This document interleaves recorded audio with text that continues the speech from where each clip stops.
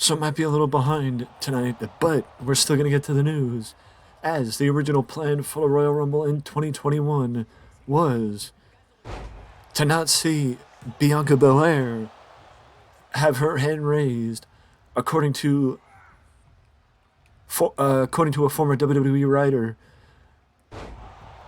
The original plan was for Charlotte Flair to get her second Royal Rumble win as of the night before the event, but it was former NXT writer Ryan Webb, Ryan Ward, who went to Vince McMahon and basically, expressed his concern over the idea of Edge and Charlotte winning the Royal Rumble, and basically told Vince, we're not making a new star.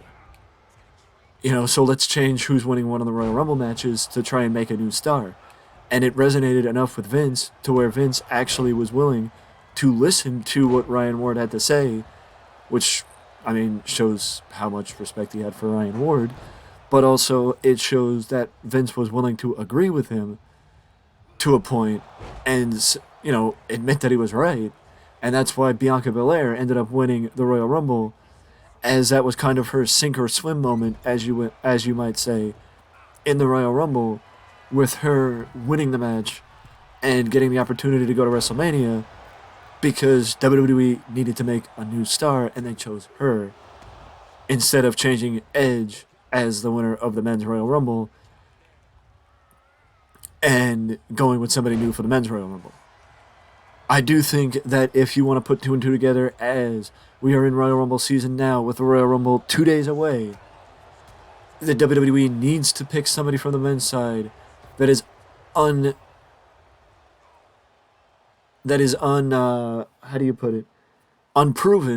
to try and make a new star from the men's side, because they've done it they've done it with the women's side with Bianca Belair 2 years ago. And, with the fact that Brock Lesnar and Ronda Rousey won it last year, they have to undo the taste that was left from last year and change it up and give people what they want for the Royal Rumble this year, because, well, a lot of people love the Royal Rumble and are not going to love it if people like a Brock Lesnar win again this year. So WWE has got to keep it in mind. But we'll get to more Royal Rumble news, or more news about WrestleMania, the road to WrestleMania, in a little bit. But WWE has more. There is more news about a potential WWE sale. This is from high-ranking NBC Universal executives, which NBC is owned by Comcast.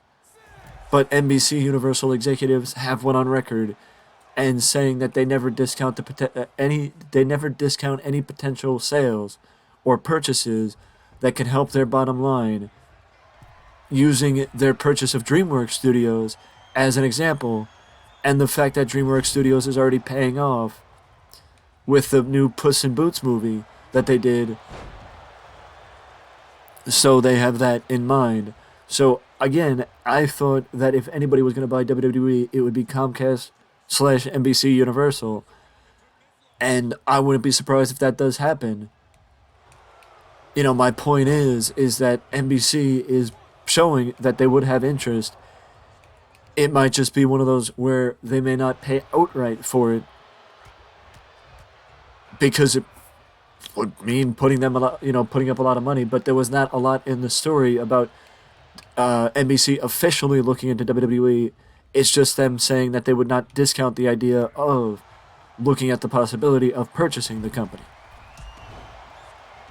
Or any company. They did not actually name WWE they did not actually officially name WWE in the conversation.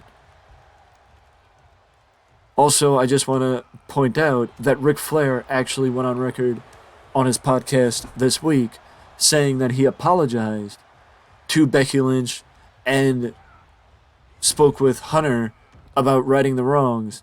That is, about things that have gone down the last couple of years. It is great to hear that, Ric Flair is trying to mend fences and move forward. It is fantastic to hear that Ric Flair is trying to improve relationships because honestly, there was a time where I was getting nervous by how he was acting and circumstances of his actions for a time. I want to say a little bit before his podcast, but a little bit right after his ostracization from WWE after the Dark Side of the Ring episode that aired a couple years ago. Speaking of WWE, though, Nikita Lyons went on her social media and let everybody know that she tore her ACL and her meniscus and will miss up to the next 9 months to heal officially from the injury. She was taken out during in a segment backstage. She was shown clutching her knee, being checked on by, it looked like, Indy Hartwell and Roxanne Perez in the NXT parking lot. Again, the NXT parking lot has a reputation of being the most dangerous part of the NXT arena. And, the fact that Nikita Lyons got taken out in the parking lot kind of proves that.